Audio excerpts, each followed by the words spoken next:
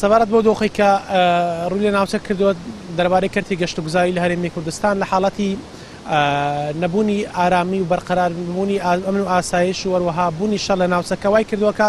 کەرتی گەشتوگوزاری لە هەموو ناوچەیەک بەڕاستی ڕوبەڕووی کێشە بێتەوە ئەوەی ئەمڕۆ دەبین لە هەرێمی کوردستان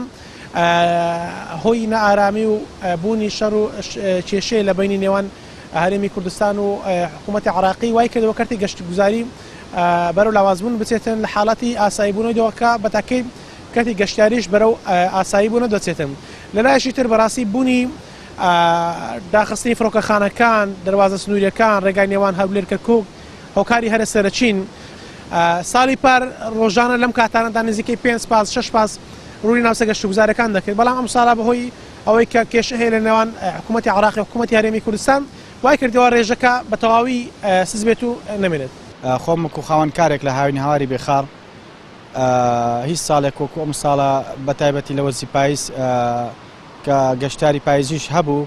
لەم شوێنە و لە شوێنە گەشتارەکان بەڵام ئێستا نەماوە بەهۆی ئەو بارگرژە و بارانە هەموارەی کە لە دوای 16 ئۆکتۆبەر ڕوویدا لە ناوچە دابڕێنەوەکان هیوادارم حکوومەتی هەرێمی کوردستان و حکوومەتی عێراق ڕێک بکەون بە ئاشتی بە برایەتی بۆ ئەوەی چارەسەرێک بدۆزنەوە چیتر شەڕ ڕووی نەدا و